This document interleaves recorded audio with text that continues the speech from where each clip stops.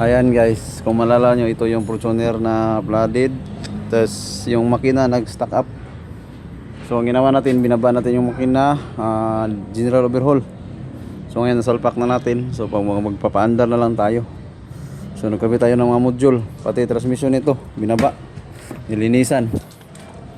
Ilan na, Fortuner 20, anong model to? 2024, yan o, 2024.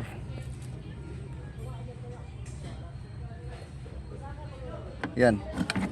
So kung nakikita nyo, waskag, yan o.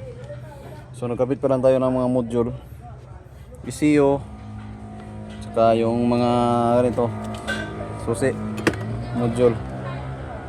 Yan dito sa loob, waskag. Ha?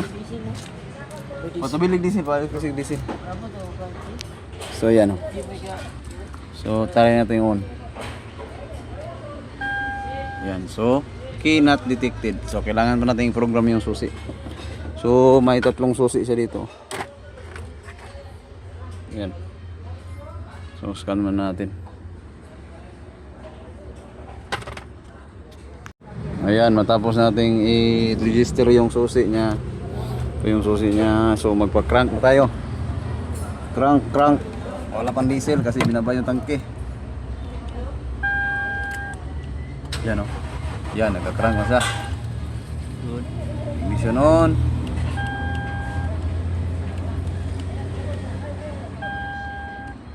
Bakit hindi siya mag-ignition on?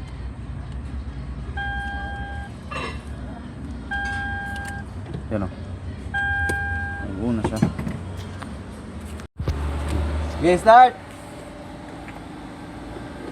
Vijay, dari. Up! Mana?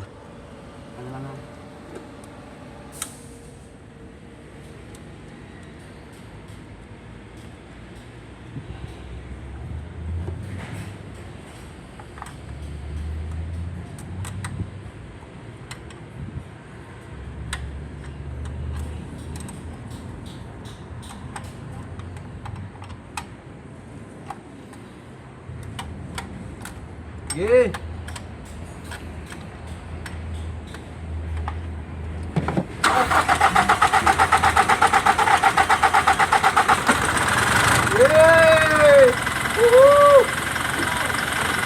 Kurog lang, kurog.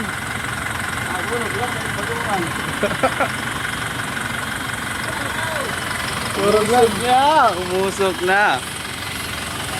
Nagkirig-kirig na. Tanawa ang hose kay matumbal ito layo.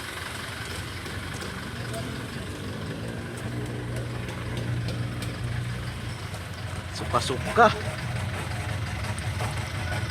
Pumusok na.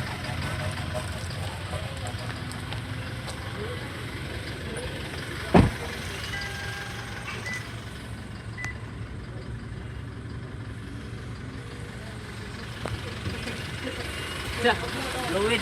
Oh, fluid. Transmission. Ah,